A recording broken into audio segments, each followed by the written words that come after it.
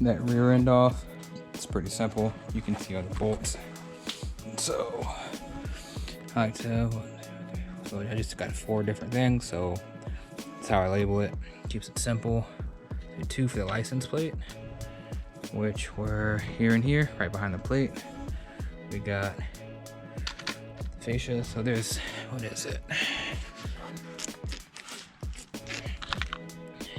7mm bolts. All right, there's a total of 10, and they are. All right, so here it is. All right, if it's right tied up inside on the car.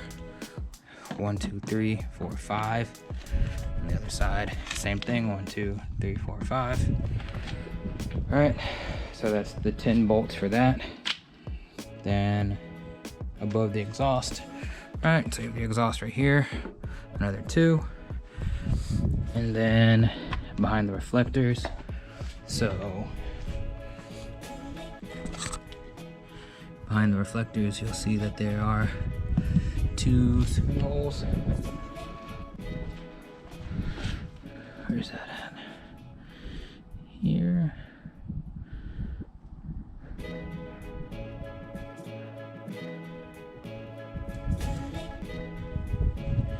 And that's it. After that, there's 2 tabs.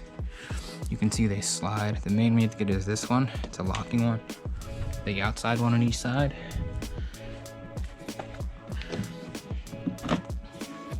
So you can just put a flat tip in there and get this to push down a tiny bit and just pull it back under your camera and it pops right off.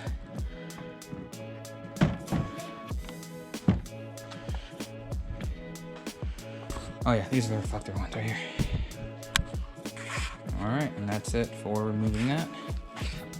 Next is going to be the axle back. It looks pretty simple, but after the axle back's out of the way, it looks like I'll have pretty good access to the diff.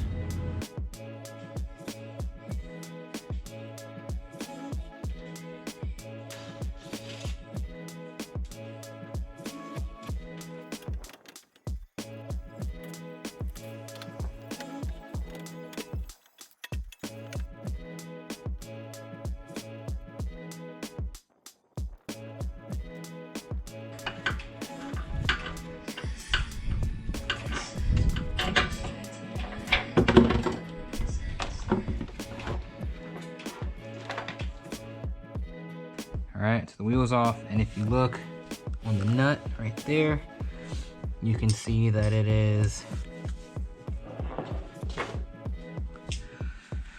bent down on itself to lock it in place. Right here in this divot. So you just get something, a small screwdriver, just so you can bend it out. Alright. Alright, put the e-brake on. Alright, we got a 36 millimeter nut in our socket. Alright. Alright, let's see. So, not a whole lot to do. So in order to get the axle out,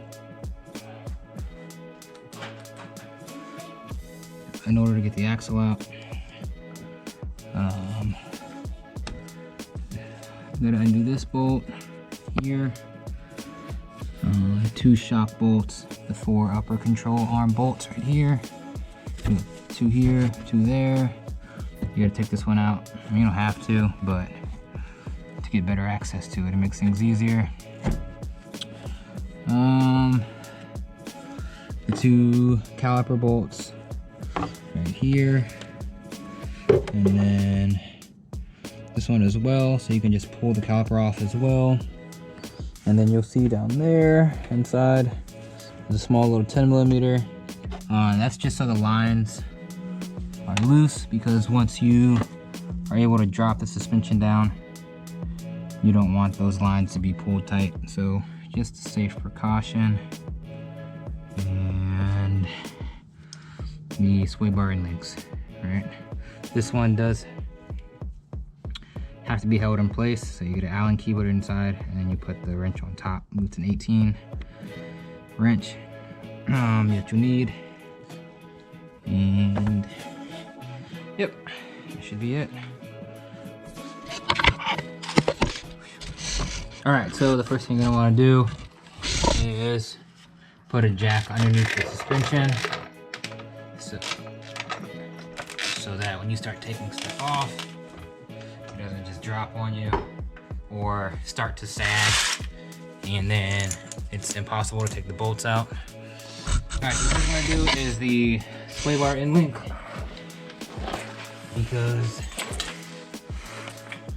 this thing is tough to take out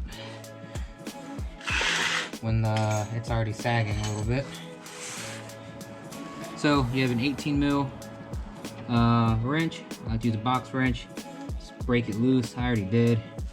And then I have a 5/16 socket, because I don't know what the metric one is. And you just will have to hold your socket wrench in place while you loosen it.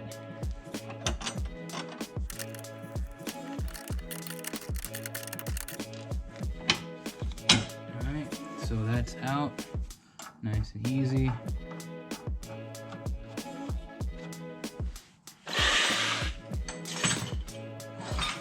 Alright, so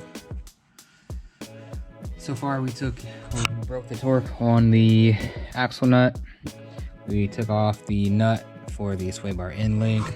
I think next we will take off the upper control arm bolts, the 4 up top, and then get the shock bolts up top. So that's disconnected as well from the body. And then we will see from there. They're not ridiculously tight.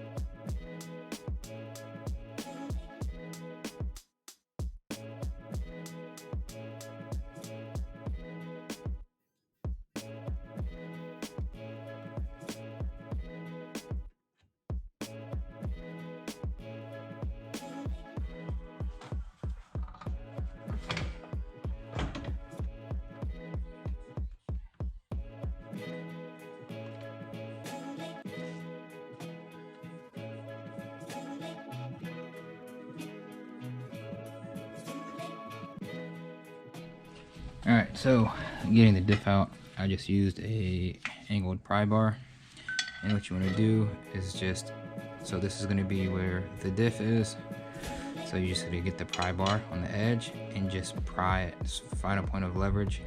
I can't really record where I did it. I mean, I guess I can show it afterwards, but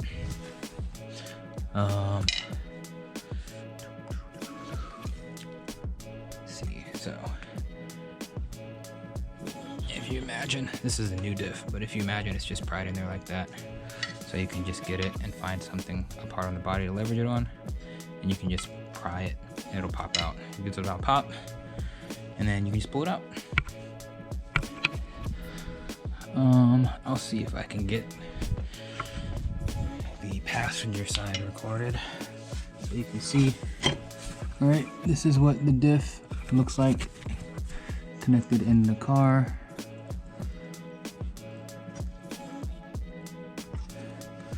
So actually there's a lot of room right here. You can just put it here and put the rest on it and just pry it in a few different spots to get it kind of loosened if anything.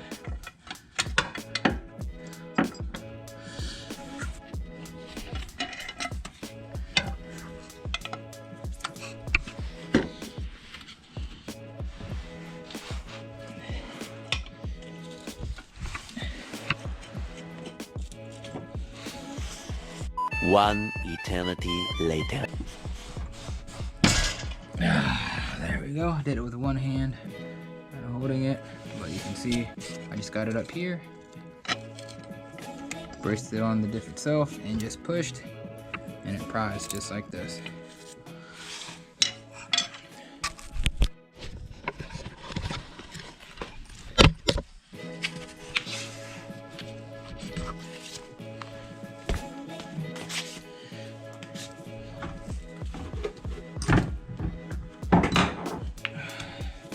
And I got the diffs out. I'm at the